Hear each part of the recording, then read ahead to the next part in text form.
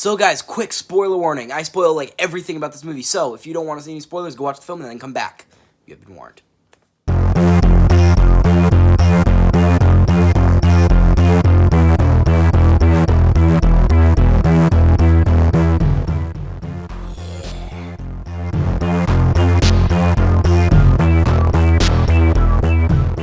Hey guys, welcome back to an episode of Off the Shelf. I'm your friend Tang, and this week we found Off the Shelf was...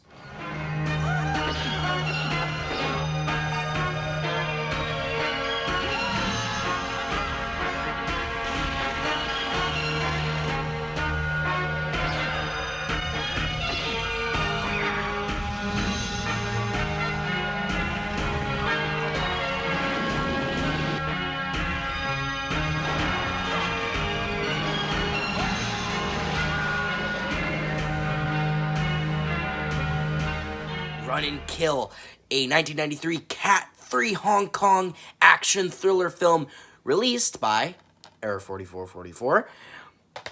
This film is very, very violent. It is very kind of over the top in some areas, and overall is pretty fun. But I will say that my main gripe, I'm just going to get into my problems with the movie first, then I'll get into the parts that I liked, but I'm going to get into my gripes first. So, also, by the way, I forgot to mention, the director, Billy Tang, unfortunately passed away 4 years ago, so rest in peace to him. You know, I just want to pay some of my respects. Rest in peace to Billy Tang. But anyway, back to the movie. My main gripes with the film are... I think that there are some parts of the movie where, even though this film is only like 90 minutes, there are some parts that feel like kind of slow, and not necessarily in a good way. Sometimes some scenes can drag on a little bit. I feel like I wish there was like more action spliced in between. I mean, I don't know. You guys know who I am. I love action movies. I'm an action movie guy. You guys know that. Especially Hong Kong action movies, like kung fu movies, action movies. I love that shit, right? But I think that this film, even though I think it was trying to take itself mostly seriously for the most part, there are some comedic bits here and there, like some funny bits. But I do think that maybe there could have been more action here and there. And I think that I would have liked more like fast-paced scenes, because some scenes were fast-paced, but other ones were kind of slow, kind of dragged on a little bit, kind of had me being like, okay, come on, couldn't we just move along? And I do think, though, this film was strong in the regard of just, like, I liked the whole premise of it, of, you know, this normal guy just, like, you know, has, like, one bad day, and then all of it goes to shit, right? Like, he gets drunk, and everything goes to shit. Right?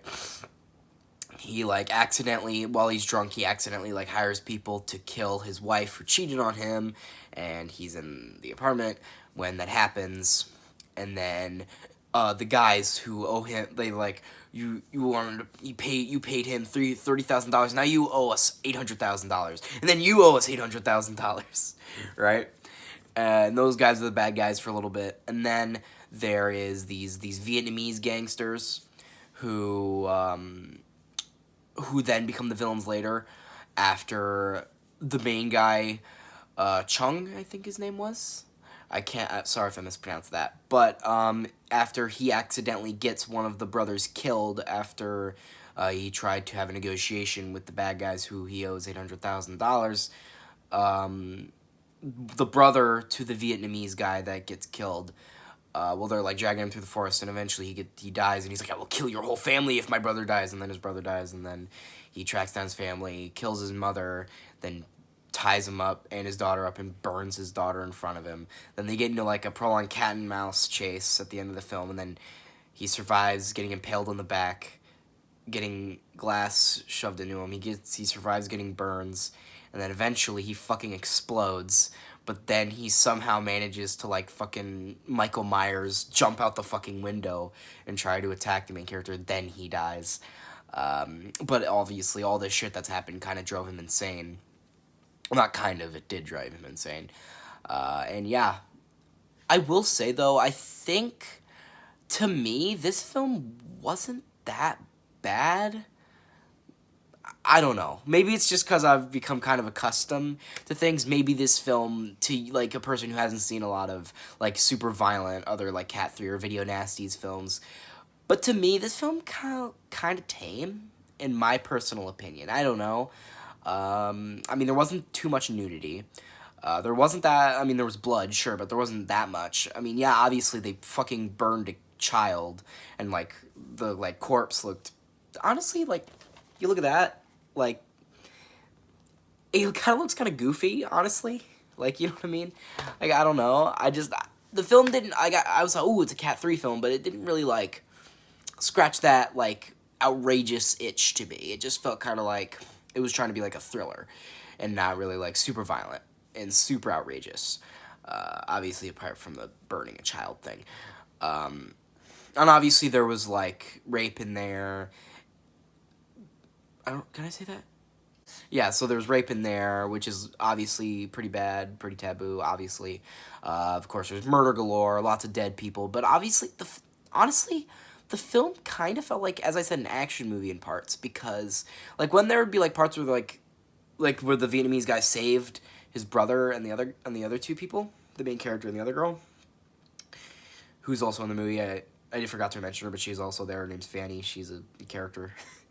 But, like, he, like, just shoots a shit ton of them, and he's, like, fucking stabbing people and murdering people. It felt like an action movie, you know? Like, he was just mowing people down. And I don't know. I just feel like this film could have benefited if it was more action-oriented instead of, like, trying to take itself mostly seriously, or at least that's what I picked up from it. But I did like some of the outrageous bits. I did like the blood. I thought that looked good. I did like the small, like, action scenes that were there. I did like the ending cat and mouse chase. I think that was my favorite part of the movie, was the ending scene where the villain of the movie was trying to take, like, our protagonist and the villain were kind of, like, hiding and trying to get each other. Like, they were, like, chasing each other down, trying to kill each other, and I think that that was a pretty good dynamic that they had at the end, and I really wanted to see the villain get taken down. You know, that's the thing about Hong Kong movies I always mention. They always got the best villains because they're always the most vile, they're always the most evil, and they're always the most disgusting, and, yeah, this villain is definitely that. He is evil, vile, disgusting, terrible, and pretty much everything in the kitchen sink. He's despicable. Right? He fucking murders an old woman and a child because his brother died. Yeah, he's not very good at coping. He's not very good at it. But yeah, great villains, always. Hong Kong movies always have great, detestable villains that you want to see get taken down. You know, and this film is no different, as I said. But I think the thing about the protagonist is he's not like most Hong Kong protagonists. They're, like, super strong, or they're super, like, able. Like, he's just this, like, fat dude who can't really do much. And he's, like, that's why he kind of has to hide and, like, throw shit at the villain. Like, he can't fight him one-on-one because, like, the villain's, like, a Vietnam War vet. So he has to use, like, inventive ways to, like, trap him. You know, he has to set up traps, or he has to fucking slam him into doors. You know what I mean? He can't fight him one-on-one because he'd get fucking bodied. You know what I mean? He'd get shit, you know what I mean? And I think that that actually is pretty cool. It's a pretty good deviation from most Hong Kong, like, protagonists like this being, like, super able, usually. I do like that. And overall, I just enjoyed the film. And even though I did have some, like, problems with it here and there, I definitely would recommend it if, you know, you like Cat 3 movies, like Video Nasties movies. Obviously, as I said, this isn't the worst of the worst, but it is still pretty taboo. And even if you're just, like, a fan of Hong Kong thrillers, Hong Kong, you know, action films, definitely recommend it if you're a fan of those. And, yeah, I think I'd rate this film a 7 out of 10. Very, very enjoyable. I had fun with it, and I think you will too if this is your kind of thing. And, yeah. I think I've something to say. I think I've something to piece. So, guys, I hope you like this video. Share with friends. Subscribe to the notification bell. Comment below once you liked it. And, I've been Runtime HD. Off to go kill a bastard. I remembered it this time. I usually don't remember it this time. I remembered it this time.